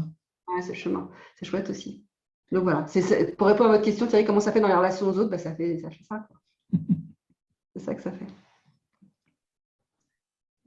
C'est le chemin. Et effectivement, il ne s'arrête pas. Vous voyez, moi, j'ai encore monté des marches ces temps-ci. Même en parlant de Jésus, j'ai encore monté une marche. Donc, il y a pas le chemin, il ne s'arrête jamais. Mais il y a très peu de gens comme Eckhart Tolle, Osho, qui atteignent des niveaux de réalisation qui font qu'ils baignent en permanence dans la conscience et la conscience ouverte. Mais nous, incarnés ordinaires, notre chemin, c'est de continuer sur le chemin. Grand merci, Marie-Hélène. En écho à ce que vous avez dit, moi j'ai compris que la vie est simple.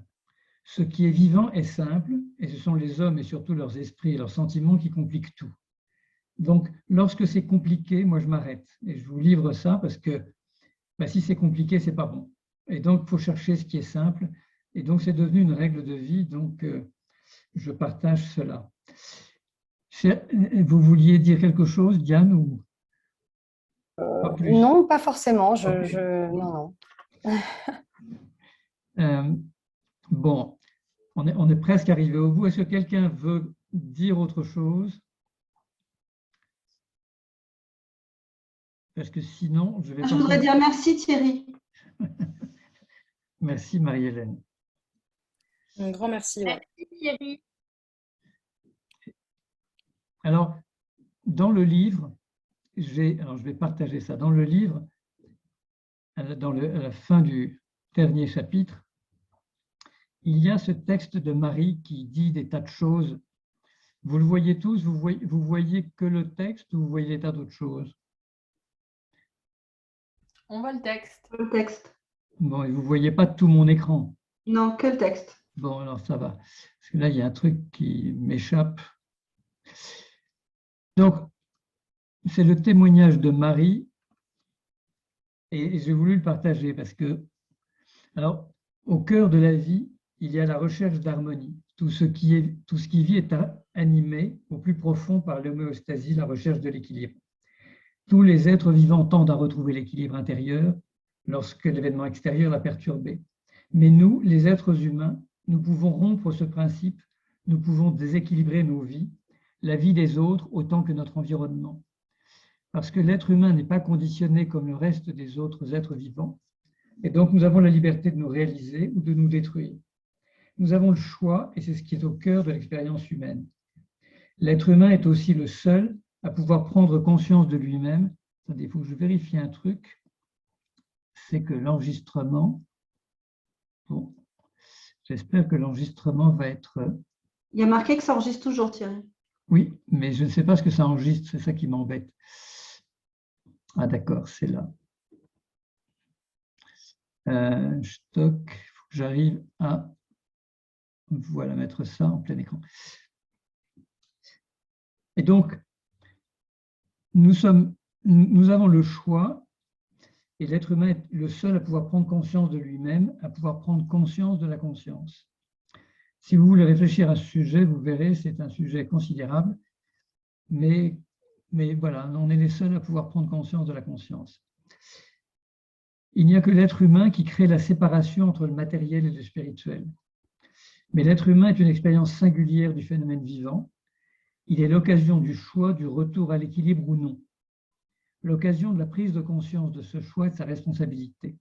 Et donc, il est l'expérience de la transcendance de l'animalité vers l'humanité.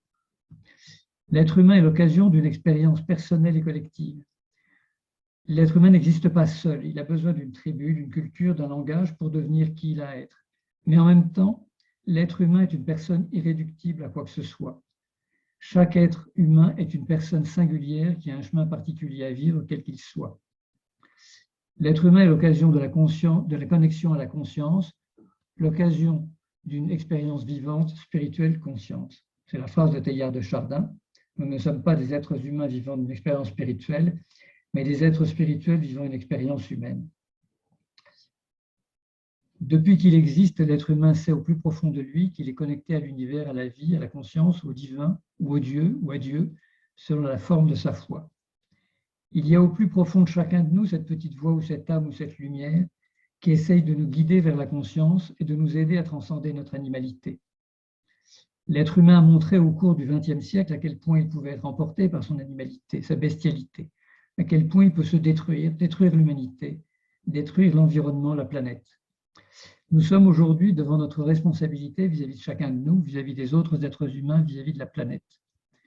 Le XXIe siècle voit heureusement poindre une prise de conscience de ces enjeux et nous partageons ce soir cette conscience de notre responsabilité vis-à-vis de nous-mêmes, des autres et de la vie sur cette planète. Cette convergence des consciences vers notre responsabilité est le moteur puissant de notre transformation. Il ne s'agit pas de juger nos errements, de les condamner, mais de nous tourner vers le ciel, la conscience, la lumière, et simplement de nous détourner de l'ombre de nos ombres. Les ombres sont habitées par la loi du plus fort qui règne aussi dans la nature. L'être humain, la femme d'abord, a inventé le levier qui permet de transcender, d'aller vers la lumière, de quitter l'ombre, l'amour. L'amour, c'est regarder le merveilleux de l'autre. C'est l'émerveillement de l'autre, c'est donner à l'autre qu'il est merveilleux, comme la mère donne à son enfant son émerveillement, qui permet à l'enfant de se sentir merveilleux dans le regard de sa mère. L'amour est certainement une manifestation du divin dans l'homme qui lui permet de transcender son animalité. Nous avons à choisir entre la loi de l'amour ou la loi du plus fort. C'est simple. Nous tourner vers la lumière et l'amour, ou vers l'ombre et le côté sombre de la force. Le chemin est celui de chacun de nous, avec tous les autres autour de nous, le chemin de chacun de nous ensemble. Il n'y a pas de nous s'il n'y a pas de je. Il n'y a pas de pluriel s'il n'y a pas de singulier. S'il n'y a pas de singulier, il n'y a que des pluriels collectifs despotiques comme l'humanité en a tant connu. Il n'y a pas d'amour s'il n'y a pas de personne.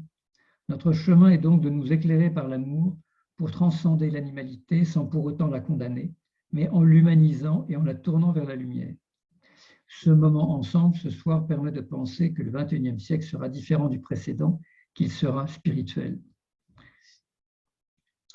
Alors, j'ai écrit ce texte à la fin du livre et je vous l'enverrai avec la vidéo parce que pour moi, il résume tout. Je suis étonné d'avoir écrit ça d'ailleurs quand je le lis, mais il dit pour moi l'essentiel. Comme il est 20h40, moi je suis à votre disposition si vous voulez encore échanger, mais je ne veux pas déborder sur vos horaires. Donc Sophie, Pascal nous ont quittés. Est-ce que, avant de nous séparer, il y a quelqu'un qui veut apporter un dernier témoignage ou un dernier commentaire? Alors moi, c'est pas forcément un témoignage, c'est plutôt un commentaire que j'ai failli faire avant, mais j'avais envie d'écouter votre texte. Alors, je ne l'ai pas fait, mais je crois que c'est vraiment ce mot de responsabilité qui m'est venu depuis le début de cette conférence et qui me vient souvent ces derniers temps. Et je me dis que, en fait, moi, j'ai l'impression que plus je me suis rapprochée de qui j'ai à être, plus je me rapproche de qui j'ai à être, plus je prends conscience de la responsabilité que j'ai vis-à-vis de moi, mais aussi vis-à-vis de mes enfants, vis-à-vis de toutes les personnes qui m'entourent et vis-à-vis du monde dans lequel on vit. Et je crois qu'avec tout ce qu'on vient de vivre et toute cette grande transformation, cette grande réconciliation dont on a besoin, on a tous cette responsabilité d'aller chercher qui on a à être et de contribuer à partir de là. On ne peut plus faire l'économie de ça. Voilà. Et ça, c'est vraiment un constat qui m'habite de plus en plus. Voilà. Et je me dis que plus on sera nombreux à le faire, plus on pourra rayonner ça et inviter les autres à le faire aussi, parce que la peur les quittera peut-être et l'audace leur prendra. Merci Diane. Ça résonne avec quelque chose qui est dans le livre. Moi j'ai compris que chacun de nous doit faire son chemin. Moi, je ne suis pas président de la République, d'ailleurs, je serais incapable, mais ma responsabilité à moi, c'est de faire ce que je fais là maintenant et ce que je fais en accompagnant les gens. C'est mon chemin à moi. Chacun doit faire le sien avec le plus d'authenticité, le plus d'intensité. Et si chacun de nous fait son chemin, eh bien, à ce moment-là, tout ira bien.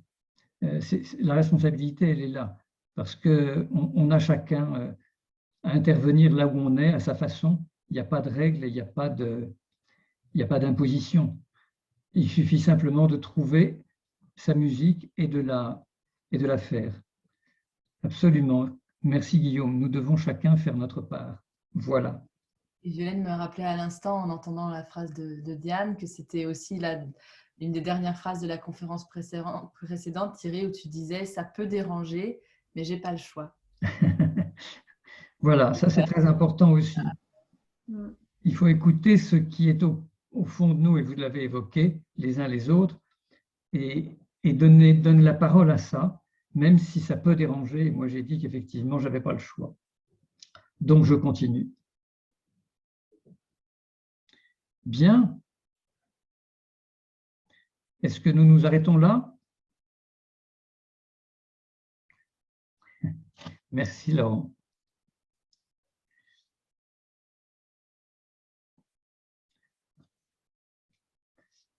bien alors, je l'avais dit la dernière fois, mais à la rentrée, je vais lancer des causeries où j'assommerai pas mon auditoire avec autant de propos extravagants, mais où on partagera, comme on l'a fait ce soir, d'une manière plus forte, mais autour des thèmes qui sont dans le livre, deviens qui tu as à être. Et donc, je vous inviterai dès que j'organiserai cela. En attendant, je vous enverrai le lien vers la vidéo et je vous remercie infiniment de votre présence ce soir.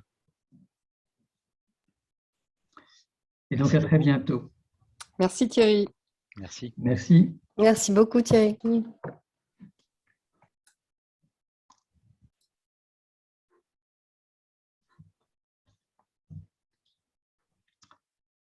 Bonsoir Fabienne, bonsoir Alex, bonsoir Cathy. Grand plaisir de savoir que vous étiez là, Cathy. Oui, bonsoir Thierry. J'étais ravie d'être là. Moi, je suis le challenge depuis 7 ans, mais on aura l'occasion d'en reparler. Ah, mais c'est pas fini, qu'est-ce que vous voulez? Ma mission n'est pas terminée, alors voilà. Ouais, non, mais impressionnant et vraiment, ça fait beaucoup réfléchir tous ces témoignages. C'était vraiment incroyable. Ben, c'est très bien. Ouais, à bientôt. Voilà. Ouais, à bientôt Thierry. Merci beaucoup. Bonsoir. Au revoir. Merci beaucoup Thierry. C'était extrêmement touchant.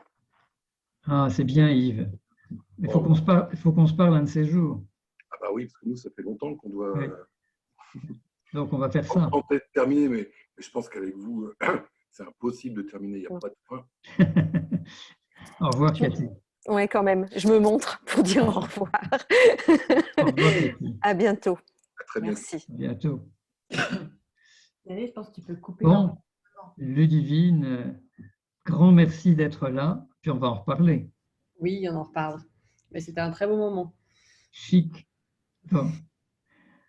À très bientôt. Au revoir. Bon, au revoir Alain. Au revoir Pascal. Thierry, je pense que tu peux couper l'enregistrement. Exact.